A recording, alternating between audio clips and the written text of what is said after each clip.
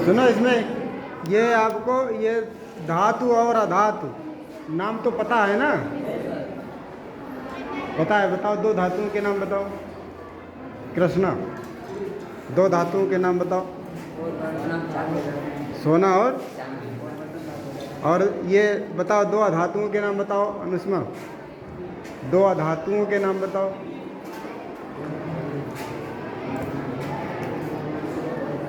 पता है?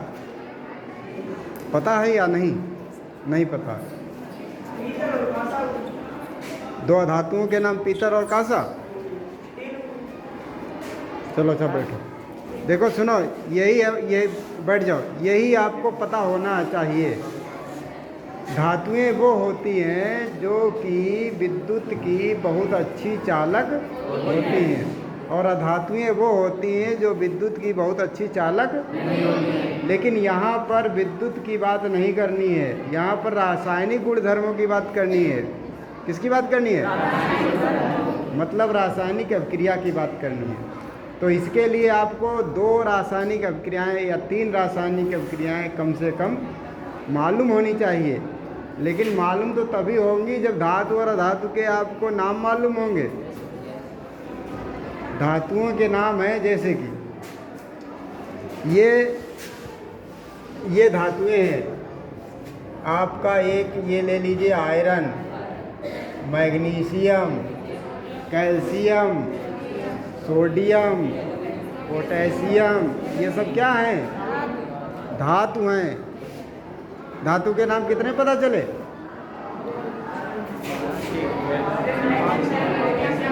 हाँ, ये हमने दो ही नाम लिखे हैं, है ना?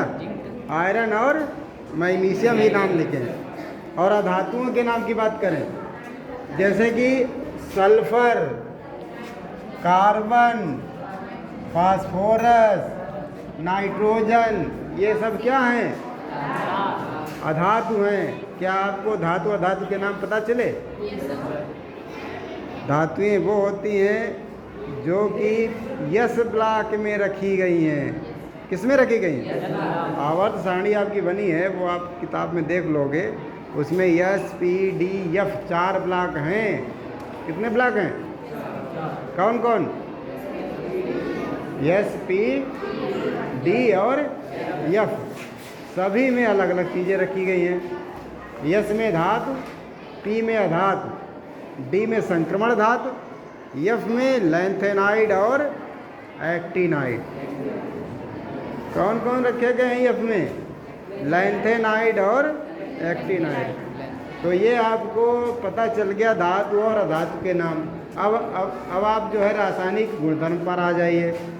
तो पहला रासायनिक गुणधर्म ये है कि धातुएं जो होती हैं, धातुएं ऑक्सीजन से अभिक्रिया करके ऑक्साइड बनाती हैं, लेकिन क्षारीय। कौन से? हाँ, कौन से ऑक्साइड बनाती हैं? जैसे कि मैग्नीशियम और ऑक्सीजन की अभिक्रिया कराओगे तो मैग्नीशियम ऑक्साइड बनेगा। क्या बनेगा? ये कौन सा ऑक्साइड है? क्षारीय ऑक्साइड है। कौन सा है? अब आप इस पर धातु अधातु पर आ जाइए।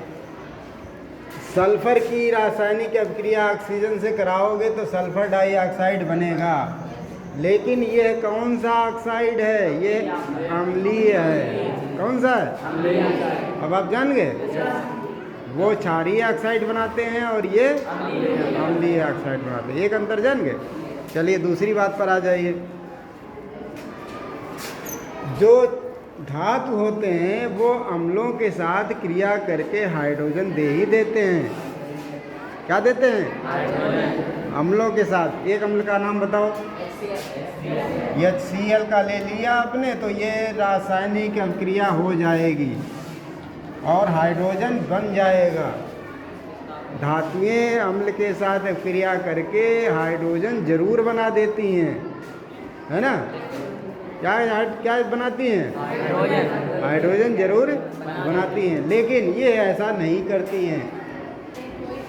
ये अभिक्रिया नहीं करती हैं। जैसे सल्फर की अगर आप रिएक्शन कराओगे HCl के साथ तो कोई अभिक्रिया नहीं होगी। ये अंतर पता चल गया? आपको दो अंतर पता चले। तीसरा अंतर मैं नहीं बताऊंगा, वो आपको किताब से क्या करना है, हाँ पढ़ना है। अब आप लिख भी लीजिए।